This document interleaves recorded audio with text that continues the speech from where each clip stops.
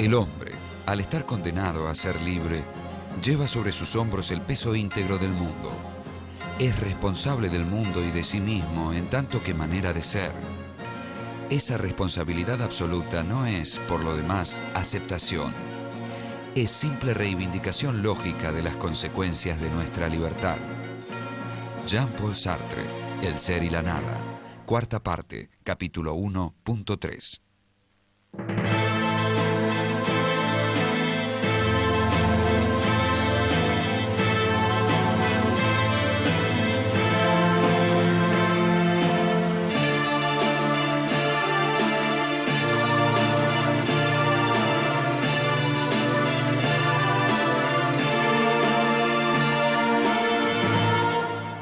Jean-Paul Sartre.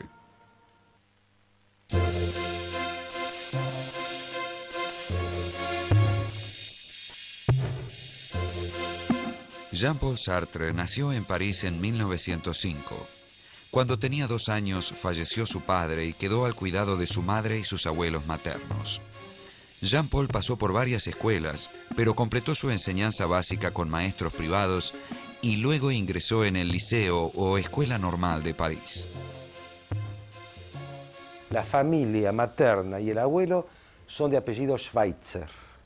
Los Schweitzer es un apellido muy importante porque Albert Schweitzer, Premio Nobel de la Paz, era un pastor protestante, médico y músico que vivió bastante tiempo en África y que es mundialmente famoso por su pensamiento y por sus obras.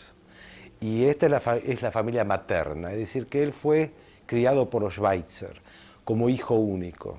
En su autobiografía novelada Las Palabras, él cuenta un poco cómo fue esta infancia mimada, hijo único, con su madre, con su abuelo, falta, digamos, de un hombre, aunque el abuelo hacía de autoridad. Escuela primaria, secundaria, era un nene lindo, con bucles. Esto llama la atención porque siempre fue famoso por su fealdad. Tiene una infancia en la que se le da mucha importancia como niño y según él mismo cuenta o rememora, la escritura y el escribir en su hogar era algo prestigioso y casi como una misión. Conoce a los grandes filósofos franceses, Descartes fundamentalmente, se interioriza muy rápidamente del pensamiento contemporáneo europeo y cuando tiene la oportunidad de ir a Berlín a estudiar fenomenología, conoce el pensamiento de un filósofo que en aquel momento ya estaba teniendo muchísima trascendencia, que es Martin Heidegger. Él hace esta especie de estadía, de stage, de pasantía en Alemania, y ahí estudia el tema de la conciencia y el tema de la intencionalidad, lo que se llama la fenomenología.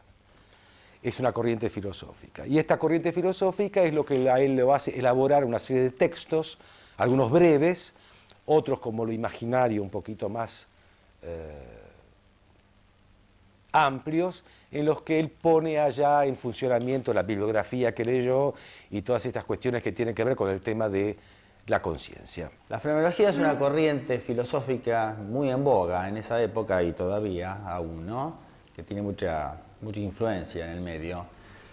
Precisamente la fenomenología, el existencialismo como doctrina, la fenomenología como método, el existencialismo como doctrina y posteriormente, sobre todo después de la Segunda Guerra Mundial, el marxismo, son las 3 fuentes fundamentales a partir de las cuales el pensamiento de Sartre se expresa con una amplitud muy grande y, como les dije recién, de mucha trascendencia.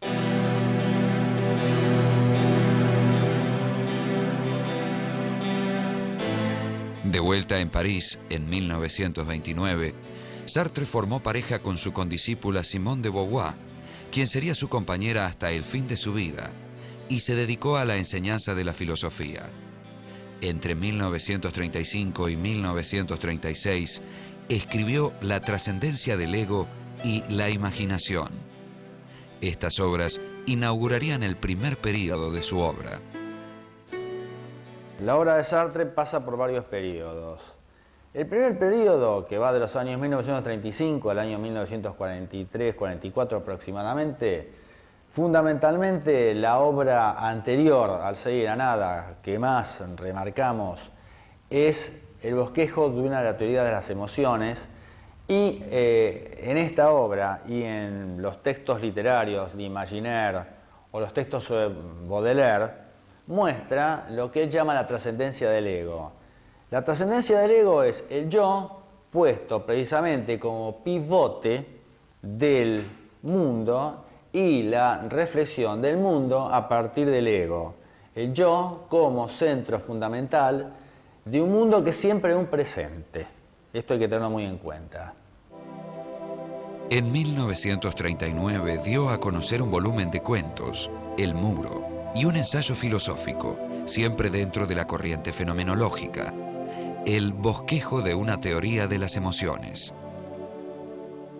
Muestra que las emociones son periféricas, esto es, que no surgen de lo que podríamos llamar de interioridad humanas y se van hacia afuera, sino que al contrario, las emociones son una suerte de resultado de la experiencia del mundo. Esta experiencia del mundo que él registra en esta obra, Bosquejo de una teoría de las emociones, es decisiva porque después en las obras posteriores de la década siguiente, El Ser y la Nada, e inclusive La Náusea, que es una novela que la precede, va a insistir muchísimo en la relación entre el mundo y el yo. Es interesante La Náusea. Es el mundo de una persona que, creo en mi interpretación, no puede tomar contacto con nosotros. Especialmente una especie de fóbico, ¿no? Que le cuesta tomar contacto con nosotros, que ve pasar las cosas, que las ve suceder, ¿no? Y que adoptan incluso dentro de esta lejanía, esta distancia que tiene respecto de la vida, las cosas adoptan formas, texturas raras, ¿no? Es decir, que no es que tenga alucinaciones, pero las cosas pierden su sentido convencional. Entonces, ¿qué pasa cuando uno se desprende de ese significado? ¿Qué sentido tienen las cosas? Y van perdiendo el sentido. Y en la medida en que van perdiendo el sentido, adquieren una consistencia extraña, rara. Es una novela para leer. La Náusea es la historia de un drama de conocimiento inabordable, es el drama de Roquentin, que encamina el conocimiento en el sentido del diccionario, al mismo tiempo en su vivir desolado ya encarna de un modo no sabido el conocimiento, y el conocimiento es una revelación que implica la náusea, es el precio del conocer, es el precio de entrar en contacto con las cosas. Una de las cosas que Roquentin, el protagonista, toma en cuenta es la inexistencia del pasado. Precisamente lo que revela esta novela es que el hombre es un puro presente, y a lo sumo, a lo que apunta es hacia un futuro. Pero el pasado, que generalmente nosotros creemos que es constitutivo, en el protagonista de esta novela y después en El Ser y la Nada, se va a presentar como algo deficiente, como algo inexistente y como algo que nosotros construimos a partir del presente. Al declararse la Segunda Guerra Mundial,